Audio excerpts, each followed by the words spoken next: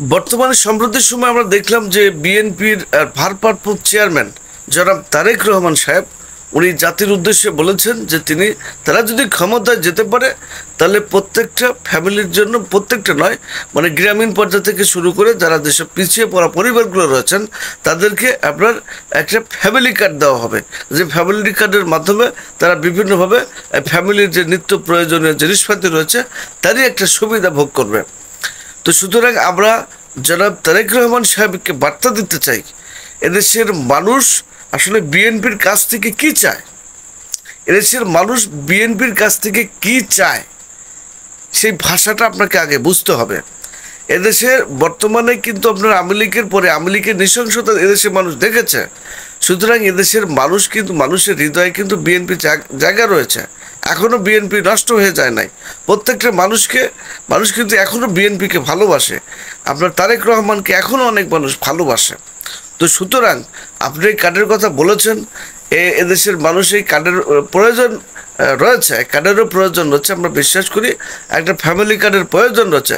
কিন্তু এই মুহূর্তে বর্তমানে যারা সাধারণ মানুষ, যারা বিএনপির, যারা বুদ্ধিজীবী, যারা বিএনপির নীতি আদর্শকে ভালোবাসে, লালন পালন করেছেন, যারা সৎ মানুষ, যারা বিএনপি ক্ষমতায় গেলে টেন্ডারবাজি, খুন খারাপি, মারামারি, বিভিন্ন কিছু অকারেন্স করে তারা কামাই করে বড়লোক হওয়ার চিন্তা ভাবনা নেই, এইসব মানুষগুলোর ভাষা কিন্তু আপনাকে বুঝতে হবে যে এইসব মানুষগুলো আসলে বিএনপির কাছ থেকে কি চায়, এদেশের মানুষ কি চায় সেই বিষয়টা আপনাকে আগে প্রথমে বুঝতে হবে। সেটা হচ্ছে যে বিএনপিকে নিয়ে এদেশের মানুষ, বিএনপিকে সবাই ক্ষমতা চায়, যে হ্যাঁ আগামীতে বিএনপি ক্ষমতায় যাক, কিন্তু বিএনপিকে নিয়ে এখন মানুষের যে বড় একটা সংখ্যা সেটা হচ্ছে যে এই যে আওয়ামী লীগ যে 15-17 বছর তিন চারটা যে ডামি নির্বাচন করলো, এই ডামি নির্বাচন করে তারা ক্ষমতায় ধরে রাখলো।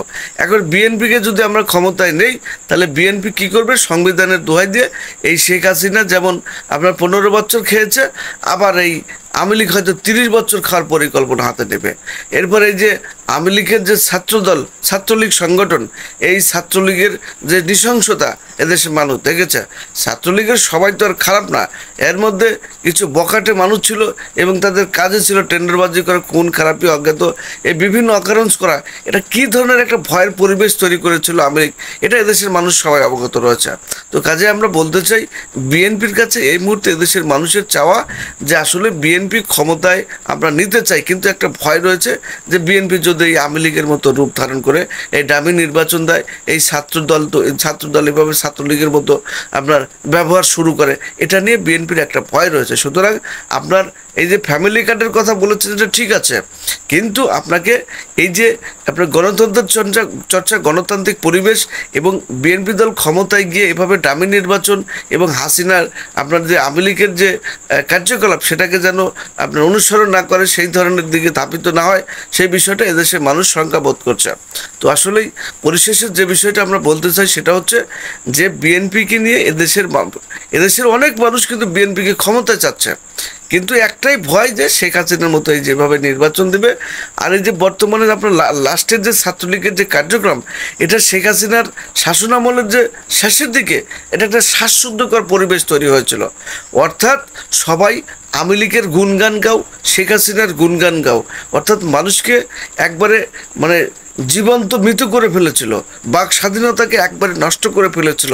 মানে আওয়ামী লীগের কথা বললেই তাকে ধরো, পরো, মারো, মারো, পিটিয়ে মেরে ফেলো, মানে আওয়ামী লীগের বিপক্ষে কোনো কথাই বলা যেত না, মানে রাজনৈতিক কোনো আলোচনাই আমাদের দেশে করা যেত না।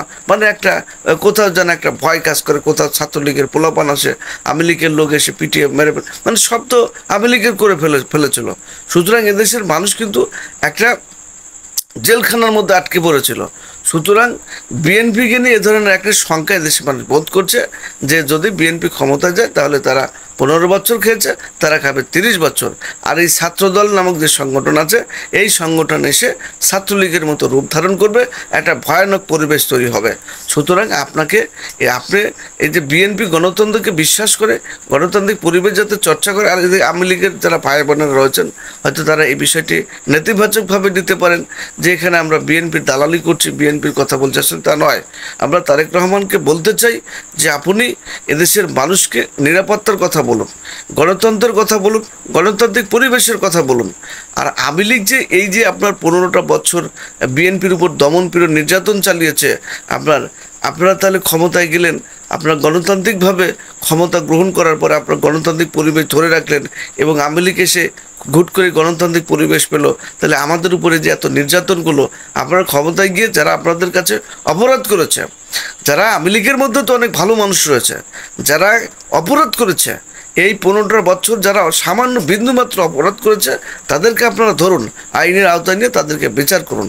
আমরা চাই আগামীতে যেই ক্ষমতায় যাক সবাই যেন গণতান্ত্রিক পরিবেশ ধরে রাখে, গণতন্ত্রকে শ্রদ্ধা করে। আর বাংলাদেশে এই যে 2008 সালের পর থেকে এবং তার আগেও যারা ক্রাইম করেছে, অপরাধ করেছে, প্রত্যেকটা মানুষকে কিন্তু এই বাংলাদেশের আইন কিন্তু ছাড়বে না। সুতরাং এগুলো মানুষ আপনাদের কাছ থেকে প্রত্যাশা করে থাকে। তো সবাই বুঝতে পেরেছেন। আল্লাহ হাফেজ।